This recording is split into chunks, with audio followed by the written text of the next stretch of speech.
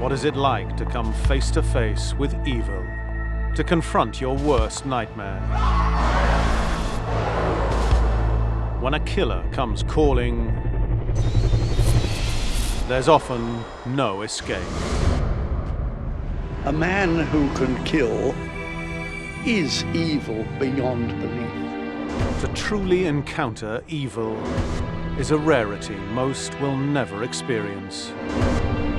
I believe in evil, and I have experienced people that are evil. But for those unfortunate few who do, and survive to tell the tale, the mental scars often never heal. I couldn't breathe, my eyes felt bulging, all I could see was his face on my face, and he was just staring into my eyes. We meet the men and women whose lives have been forever altered by their brush with the beasts who live among us. This is Encounters with Evil.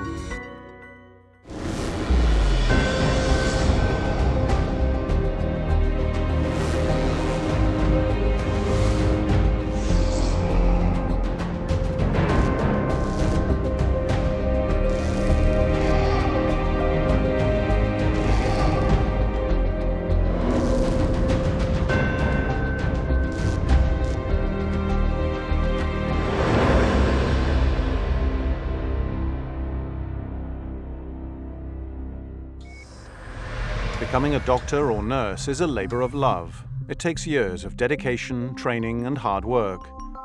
When we see a doctor, we know that we're putting ourselves in safe hands. We entrust our lives and the lives of our loved ones to these men and women. But sometimes, even those we trust let us down. The most important things for a criminal are access and opportunity.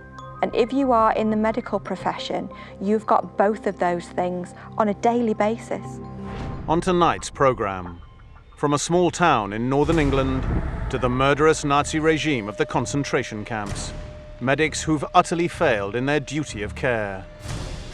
Mengele, Shipman, and a young English nurse who snuffed out lives before they'd barely begun, Beverly Allitt.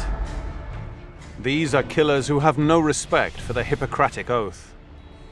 The Hippocratic Oath is something that doctors take, and it's really the core of their value system. You will do everything within your power to aid a patient. You should never, ever do anything that could harm a patient. Doctors with access to patients can carry out crimes unnoticed, precisely because of the trust we place in them. But it's not only doctors who sometimes kill or abuse in contradiction of the Hippocratic Oath. There are other medical professionals with just as much access to the vulnerable. Those angels of mercy, nurses.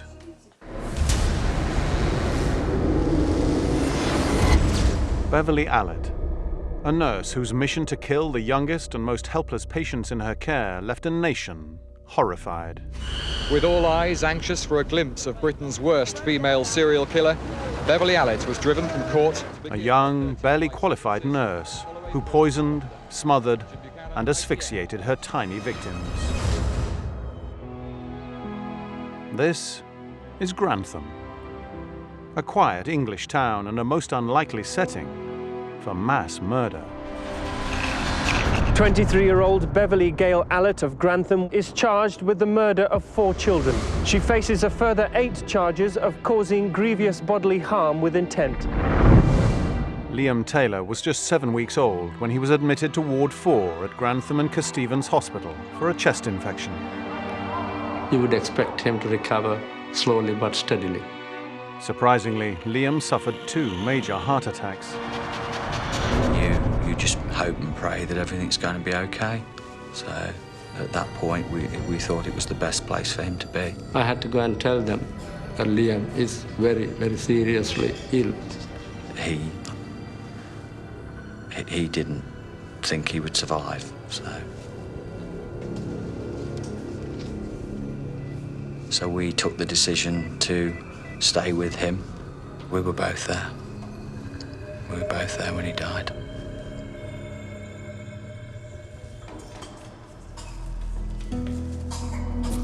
Beverly Allitt was born on the 4th of October 1968 and grew up in the village of Corby Glen, not far from Grantham. From her teenage years on in school, Allitt craved attention. She would dress herself with bandages and plasters that over no wound whatsoever. And if she did have a wound, she would make the most of it. She would pick at it. She would actually make it worse. So she'd learned, obviously at a young age, that being sick causes other people to care for you and to give you attention. Now that smacks of a girl who isn't getting her emotional needs met. She said she was pregnant, that she had a stomach ulcer, a brain tumour. Over and over again, doctors treated her and then discovered she was conning them. She was showing definite signs of Munchausen syndrome. I don't know if Munchausen's is in fact a real disorder. I wonder whether we just apply this label to what is essentially bad behaviour. Whether it was just bad behaviour or mental disorder, Allitt had a tendency to violence, and not just against herself. Her ex-fiancé suffered more than once at her hands. We used to have an argument and she turned around and kicked me in the balls, and I was coming back from Grantham in an old banged-out Ford Escort. She just passed a test first time and she started on about that, saying you're a useless driver, and I just told her to shut up, and she turned around me and banged me in the eye, 60 miles an hour. She was also an individual who self-harmed while she was an adolescent and a trainee nurse, and while she was a qualified nurse, she was cutting. She had over 100 days absence in her training, so that made her very suspect, to say the least. One of Allitt's former colleagues revealed at the time the pressure staff faced due to nursing shortages at the hospital. This led to Allitt's recruitment. Obviously, Bev Allitt was at every crisis. She witnessed it, and she would take over the care of that child because there weren't enough paediatric nurses. We used to think that she was quite capable. She appeared confident, but she obviously wasn't competent. She didn't have glowing reports from when she was a student, but, you know, if you're understaffed, then you probably low standards. Only 3 days after Liam Taylor died, Timothy Hardwick also succumbed to a massive heart attack. I was called by Bev to go to Timothy. Come quick, he's not breathing. I sent for the crash team. Collapsing Ward 4. It was to no avail. Nothing we did worked. She moves from drawing attention to herself by being ill herself to actually inducing illness in a child in order to gain attention as being the caring angel that is looking after that child. If you want to do any harm to a patient, you do it at night time because they're sleeping, the whole ward's quiet. You can do things without anybody noticing. She would be the first member of staff to notice this child seemed to be overdosing on saline or some other intervention, obviously because she'd done it herself. But the senior nurses on Ward 4 were getting concerned. There were more incidents in the space of 6 or 7 weeks than in the previous 10 years that I'd known. I think a lot of us just thought it was just bad luck. We were just frightened. And yet doctors and hospital administrators didn't suspect that there was a killer in their midst, even though the resuscitation crash team was called to Ward 4 17 times over the next 8 weeks. Allitt injected another victim, 5-month-old Paul Crampton, 3 times with high doses of insulin. His blood sugar sank so low that he went into a coma. The doctors decided to test Paul's blood. They took a sample and sent it off for testing, marking it urgent. A combination of delays meant it was a full 15 days before Paul's test was done. While the hospital administrators waited, more children were attacked. The babies would have been experiencing severe trauma. Having, loaded amounts of potassium or insulin injection will actually produce quite traumatic reactions from the body. She was there as a kind of almost angel coming in and solving the problem of what was happening to the child. In what was perhaps her most callous crime, Allitt attacked twin baby girls, Becky and Katie Phillips. Becky was admitted to Ward 4 after having trouble feeding. She was treated and sent home, but in the middle of the night went into a coma. Becky was the third child to die. The hospital said it was a cot death. In fact, she'd been injected with insulin. Beverly Allitt was prepared to watch children die, and she was prepared to see families' lives crumble in grief. And she did that because they were just a means to her to gain the attention that she needed. Becky's twin sister, Katie, arrived on Ward 4 simply for observation. Allitt not only poisoned her, but broke 4 of her ribs. Allitt breaking a baby's ribs is just indicative of the fact that for her, these victims were just objects. She enjoyed it, and nobody suspected her, and she got a lot of pleasure from that. And we know that when something is pleasurable and the rewards are quick and there is no negative side to that, it makes it more likely that we'll do that behaviour over and over again. Having murdered one twin sister, Allitt put herself forward as the saviour of the other. The mother was so impressed by her care that she actually made her godmother for the other twin. And she ended up damaging that twin, not killing them, unfortunately, but doing a lot of damage to that child. While the deaths were taking place, doctors finally received the blood tests on Paul Crampton, which provided hard evidence. He had been injected with insulin. It looked like there was a killer on the loose. Yet they didn't call the police or close the ward. Doctors went to the hospital managers with their fears. They asked for video cameras to be installed on the ward, but they were refused. With the death of the 4th baby, Claire Peck, finally, the police were called in. I felt that there was something here that was worthy of investigation. When the police took a look at the suspicious activities, it became clear that only one nurse was on duty for each of the 26 emergencies. Beverly Allitt. Last night, 23-year-old Beverly Gail Allitt of Grantham, a former nurse at the Grantham and Kesteven Hospital, was charged with 4 counts of murder, 8 counts of attempted murder, and 8 counts of causing grievous bodily harm. During the course of all of the interviews, she maintained her innocence. She never made any admission at all. The trial lasted 2 months.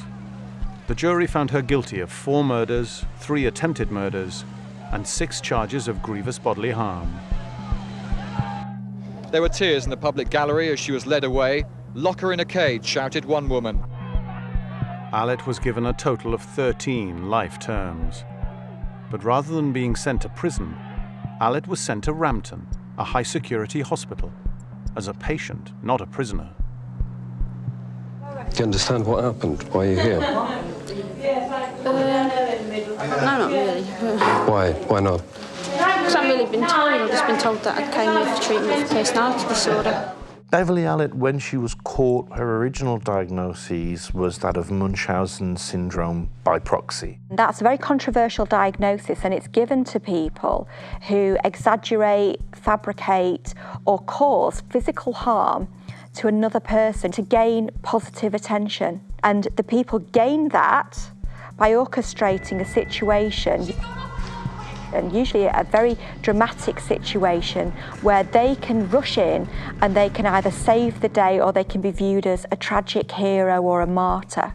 A lot of women were wrongly accused of having Munchausen's by proxy, and there were investigations into cot deaths which resulted in women being imprisoned, and in actual fact the medical evidence to say that they were responsible for those deaths was not there. So I think that had Beverly Allitt been tried at a different time, when Munchausen's had fallen out of favour and wasn't so fashionable, there probably would have been a different outcome for her. Today, Allitt is still living as a patient at Rampton Secure Hospital, rather than in prison. We're out, we've got more freedom in it. You like it better than where you were before? Yeah. Why?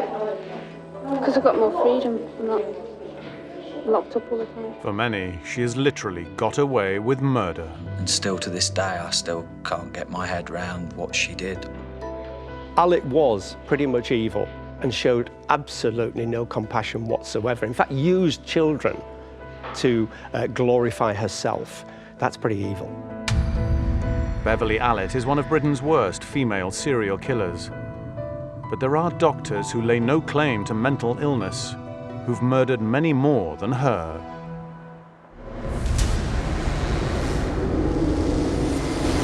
In 1979, while swimming in the warm waters off Brazil, an elderly man named Wolfgang Gerhardt suffered a stroke and drowned. In 1985, that body was exhumed.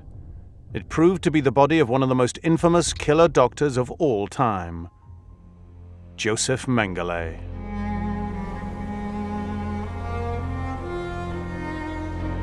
Mengele is one of those people who could always use that defense of, I was only following orders.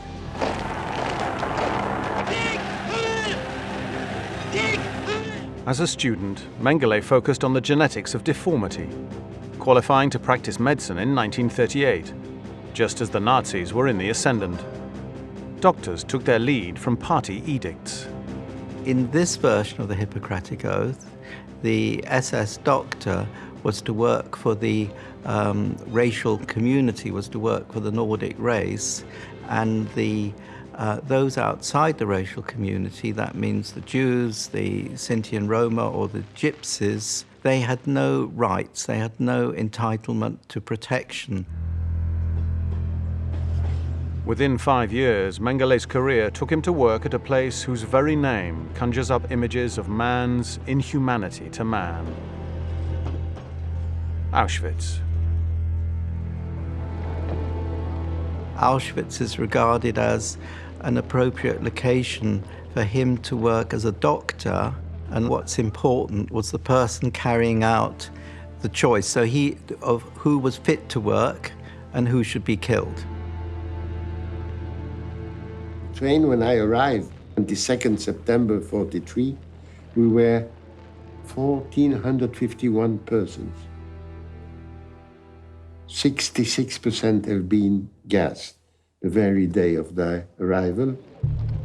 He would rapidly, with a flick of the wrists, direct the person left or right, and their fate would be sealed. When we start to look at the Nazi atrocities, they're beyond description. They defy any kind of psychological explanation, I feel, because they're just so awful. Mengele perhaps saw himself differently, working with a view of serving science. He is doing sanitary prevention work within the camp. That means if there is an outbreak of an infectious disease like typhus, he will send the whole block to the gas chamber. You've got a whole process of brainwashing and being indoctrinated to view your subjects as just that, subjects, less than human, less than animal even, and that allows you to do terrible, terrible things. Mengele realizes that standing on the ramp amidst these hundreds and thousands of Jews, there are twins, and there are others with genetic anomalies like dwarves. One day they find a whole family of 18 dwarves, the Ovitz family, and he realizes that he has a unique opportunity for pursuing genetic research. In 1985, while Mengele was still hiding out in Brazil, survivors of his supposed scientific experiments gathered in Jerusalem. Hundreds of victims of Auschwitz crowded into the mock courtroom as the hearings opened. More than 20 sets of twins have been brought here from all over the world. And today, 40 years on, they were being asked to relive their childhood in Mengele's hospital. The reason he was interested in twin studies was he wanted to see how Germany could affect multiple births and produce an Aryan race much more quickly. Some said it was like a farm for animals, where they underwent operations like guinea pigs. We would have been made pregnant by other twins because he was interested in the genetic results. They're being marched across the camp to laboratories, tests are being done on them endlessly. Twins are injected, they're infected, Each limb, each part of the body is measured in enormous detail. Вместили какие-то бараки, где на нас делали эксперименты медицинские. Нам делали уколы сначала в одну сторону груди. Здесь начались такие шишки большие, черно-синие. Blood is certainly being extracted in very large quantities. They have injected germs into me. Supposedly, I was supposed to be dead in 2 weeks, except that I refused to die. And would I have died, they would have killed my sister instantly, and then compare the two organs of the body, the one that is well and the one that is ill. Siblings are going to be killed. The family members are going to be killed. He is killing twins for scientific purposes. Some of the survivors of this most evil of doctors came forward to give testimony of the atrocities committed in the name of science. Used to get shots every 2 weeks, and then he and his brother couldn't speak. These shots caused what you just seen. His brother died 1 year after the liberation. There was one family, 8 of them are killed to obtain the different colored eyes.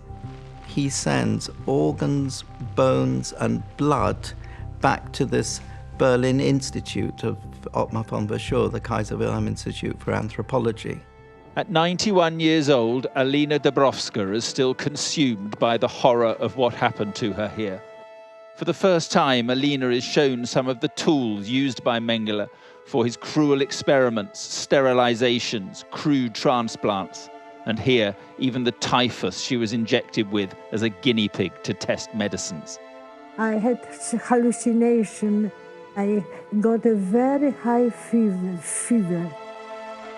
But was Mengele evil? Or was it the evil environment of the camp that led him to perform such callous medical experiments on the prisoners? We know that psychopaths have a very limited empathy circuit within their brains. No compassion, no feelings. Mengele couldn't have had those areas in his brain working as a usual human being. He would take them sweets, he would ruffle their hair, he even got them to call him Uncle Mengele. But less than 24 hours later, he could easily sanction their death for scientific purposes in the harvesting of body parts for study. There's one of the prisoner doctors, Gisela Perl. At one point, he notices Mengele's very stressed. She feels that he's going to start ordering the killing of some twins. So she shows him an interesting fetus and diverts his attention, calms him down. At nearby Block 10, where many of the experiments took place, she could not bring herself to cross the threshold. I am very glad that we are here, not going further. He had a grandiose, narcissistic idea of what he could achieve by doing this. With the tide of the war turning, Mengele's choices appear on the surface to be pragmatic. He knows that the camp is going to be evacuated. He knows that the research has to stop. He stops at the beginning of December 1944. He does not order the killing of the dwarves or the killing of the twins wholesale. And that's in contrast to some of the SS doctors. They want the evidence of their human guinea pigs completely destroyed in the hope that nobody will find out about it. Mengele simply keeps those whom he has been researching on for several months, he walks away from them. There's a lot of research that would be fascinating, but we don't do for ethical reasons. I think he was unethical rather than evil. It was very obvious that he had no idea of what actually would produce good evidence. He was so far off the beaten track of what science would have wanted. The only benefit was for the human guinea pigs who survived all this invasive research. They have their lives. He had no regrets about what he did and didn't feel any shame about what he'd done because it was in the name of the race and science. I don't think they are normal men. I can't find a proper English word for this. They're bestia, so beast.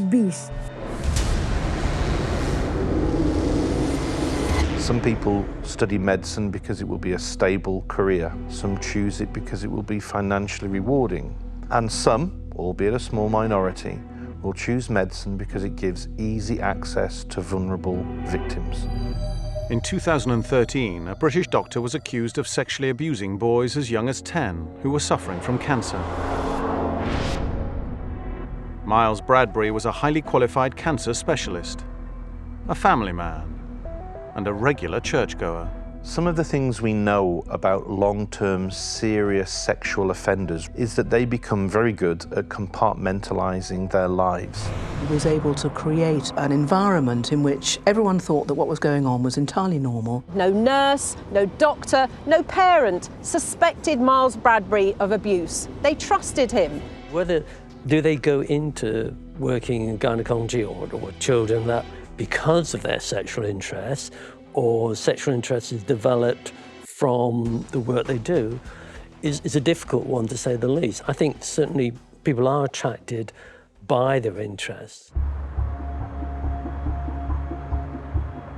At this famous hospital, Myles Bradbury carried out what the judge who jailed him described as the worst forms of sexual abuse imaginable.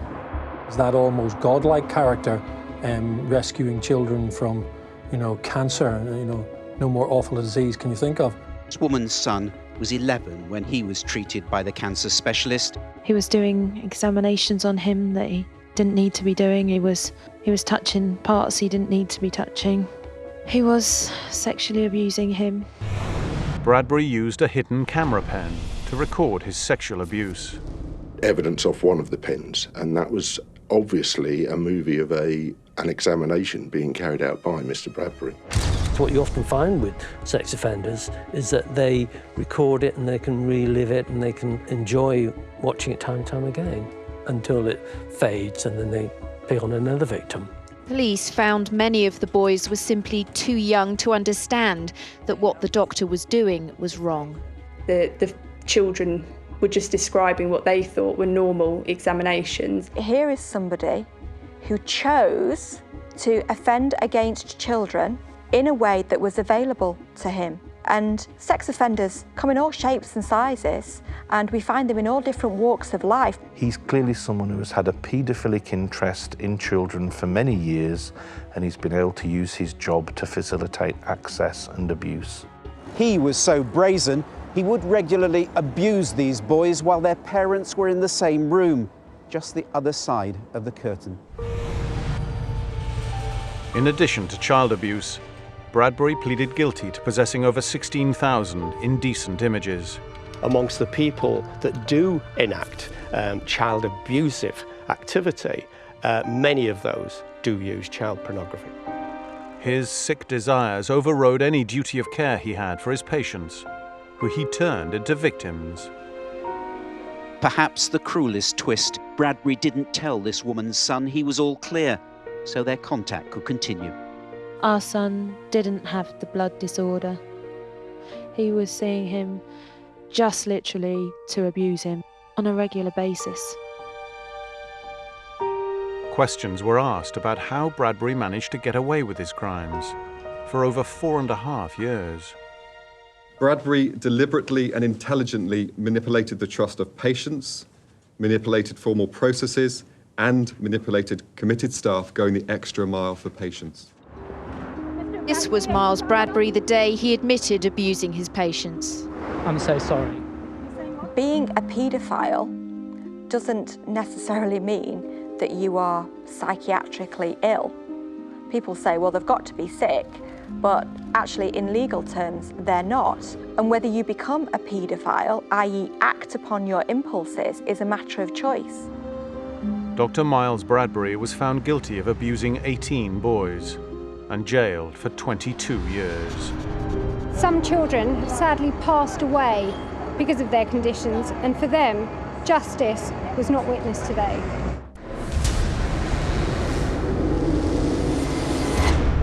Bradbury abused his patients horrendously. that 15 years before, one doctor forever changed the landscape of British medicine. Harold Shippen.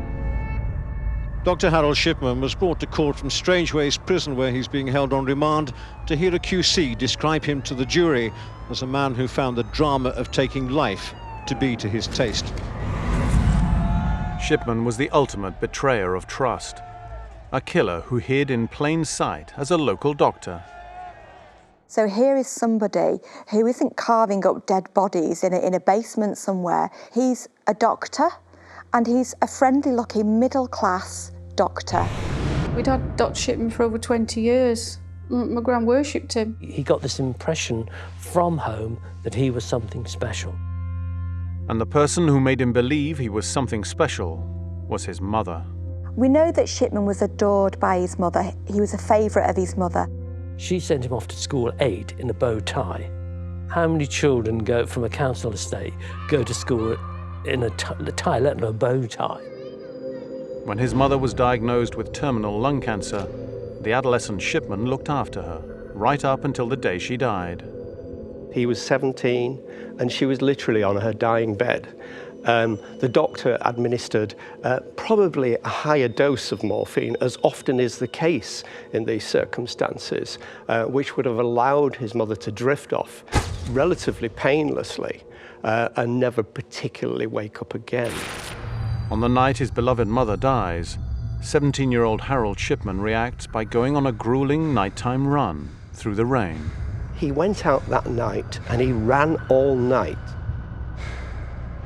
His brain will have been inundated with very high levels of endorphins, which are 1,000 times more powerful than morphine, and will have given him a massive sense of reward.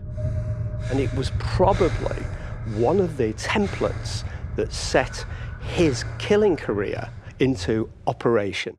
I just don't go for the morphine and the mum and everything else.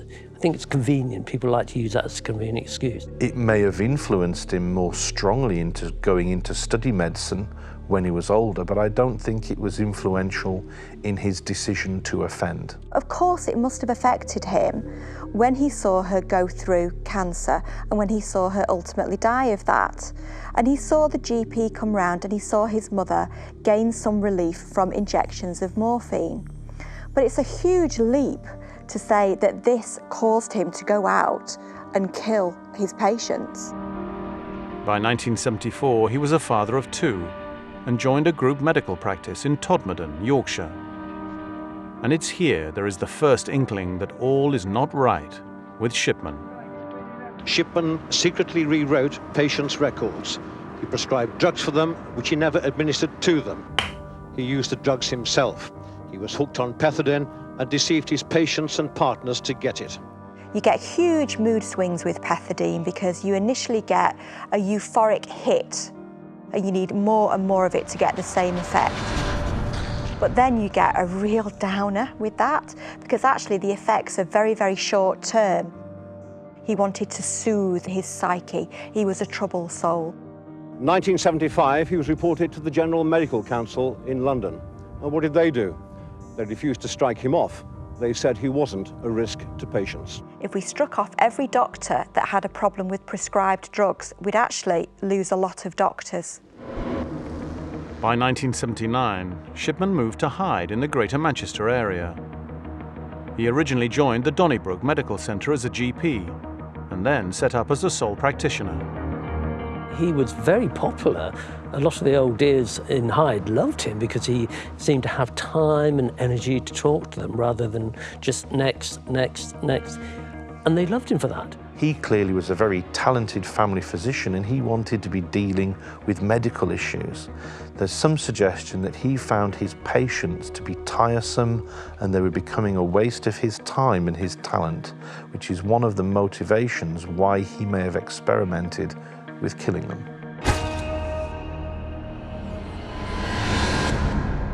Little did his adoring elderly clientele know that an appointment with their doctor was also a potential encounter with their executioner.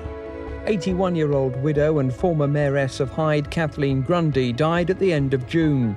Her body was found inside her 17th century cottage on the outskirts of Manchester. Mrs. Grundy's daughter became suspicious when she discovered her mother's £386,000 estate had been left to Dr. Shipman. But the GP said he had no idea the new will would leave the house to him. When he'd been asked to sign a piece of paper, he didn't know what it contained. Utter stupidity is how I would describe how he got caught.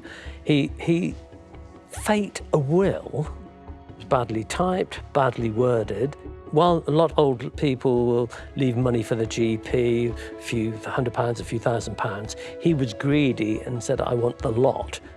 It was quite obvious the will was faked. Shippen was arrested on the 7th of September 1998 and charged with the murder of Kathleen Grundy. I'm giving you the cause of death. Fatal overdose of morphine or diamorphine. They've asked you to comment about that. And I have commented. I've said that I had my suspicions that she was actually abusing a narcotic of some sort, or at least taking a narcotic of some sort. 89-year-old woman who's former mayor of Hyde, highly respectable person, and he tried to say that she was a drug addict. I suggest to you that you have injected Mrs. Grundy with a fatal overdose of morphine that brought about her death. No. He was very arrogant in his interviews. He didn't think a detective was high enough status, a man of his ability. Shipman never admitted guilt. He said he wasn't responsible for any of the crimes, and of course he wouldn't take part in the interviews, quite infamously refusing to give any comment in all the hundreds of hours that he was interviewed by detectives. But police had their suspicions that Mrs. Grundy wasn't Shipman's only victim. Greater Manchester Police say he was only arrested in connection with the death of Mrs. Grundy. But this morning they've issued a statement saying, as a result of these charges, police will be making further inquiries into a number of other deaths. Dr. Shipman gave Ivy Lomas a lethal overdose of morphine, and then as she lay dead in his treatment room, he went on to see 3 other patients. Only then did he raise the alarm. I think that he chose his victims not because they reminded him of his mother. His mother, in actual fact, was a year older than me when she died, and I don't consider myself an elderly woman. He chose his victims because they were convenient, and it meant that he could get away with it. In December 1997, a relative of Kathleen Wagstaff delivered a Christmas present to Dr. Shipman's surgery, a bottle of gin. That was in the morning. In the afternoon, Dr. Shipman paid the 81-year-old Mrs. Wagstaff a visit, and there, said the Crown, he killed her. He felt probably quite comfortable going into their homes in a one-to-one situation with no one watching his back, as there would be in a surgery. After a tearful 20-minute court appearance, Dr. Harold Shipman was driven back to prison where he's on remand. Tonight, the 52-year-old general practitioner stands accused of killing 4 of his patients. Even though he was now accused of killing 4 women, the police were sure there were more innocent elderly victims and set about a grisly task. Lumbering reluctantly out of the darkness, a mechanical digger weaves between the headstones and the flowers to begin yet another search in a puzzle that is fast becoming Britain's most sensitive and difficult murder investigation. As exhumations took place, the number of Shipman's victims rose steadily. Each one found with the same lethal overdose of morphine. The way they were and where they were found, or where we saw them when we got there, and the way that people have found other people that's come out in the trial, they were in the same position. My mother was laid down on the settee, my father was just sat in the chair. Harold Frederick Shipman was found guilty of killing 15 of his patients, making this apparently unremarkable 54-year-old GP the country's most prolific serial killer for at least 100 years. The judge said that the sheer wickedness of Shipman's crimes was shocking beyond belief. A GP who'd murdered not 1, not 2, but at least 15 of his patients. For such heinous crimes, life must mean life. Sadly, nothing that's happened here, nor can happen in the future, can bring back my mum and all the other victims. We hope we can now have the space and the time to remember my mum as she was. A happy, active, caring, energetic, loving person whom we miss so much. And now many more relatives came forward with accusations. The Crown Prosecution Service has been considering files sent to us by the police on a number of further allegations of murder against Harold Shipman. Good morning, Victim Support. Can I help you? Did he kill my mother? The question every caller wanted to know today of Victim Support's local councillors. Alice Kitchen's family believes she was killed by Shipman. They now want him pursued in court. We're hoping that charges will follow, because we're absolutely convinced now that Shipman killed my mother. It was people like these that Shipman chose to end their lives. And with a few moments of silence, they remember their two friends today and all the others, those they know about and those to come. In July 2002, a full report into Shipman's killing activities was published. Dame Janet Smith's first report from the Shipman inquiry has reached a shocking conclusion. The crimes of Dr. Harold Shipman are unparalleled in history. How many patients can I kill before I'm found out? How can I prove I am cleverer than the society which thinks it caught me out? The figure of 215 killings may not represent the true total. And we don't know exactly how many people he killed. He enjoyed that sense of control over that person, ultimate control, godlike control. His main purpose, if you like, in life was a kind of love of delivery of death, which is pretty close to being a necrophile. You would never ever imagine that your doctor was going to be Britain's worst serial killer. It was very difficult. We thought he was looking after us on a personal level on that day. If I could have 5 minutes alone with him, as most families, they would just like to know why. I would say to him, why did you have the right to take my father's life? What gave you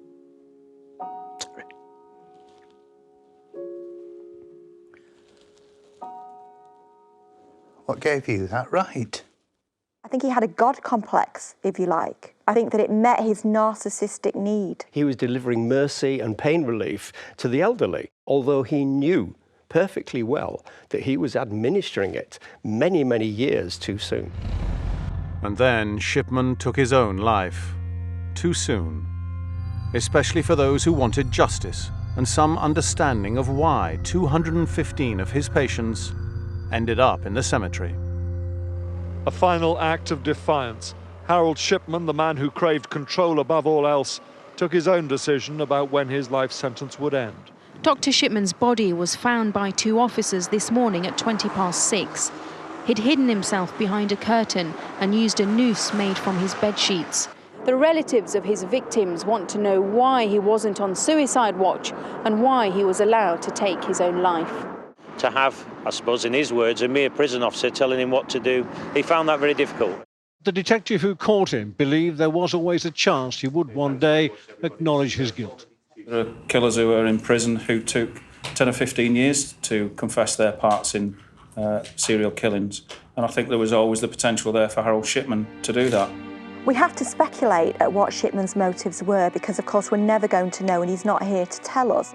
Shipman had a fundamental evil nature because he enjoyed this process of killing elderly individuals. No, Shipman wasn't evil. Clearly, he was a very well-respected, valued GP. Unfortunately, he also had a sideline where he was killing his patients.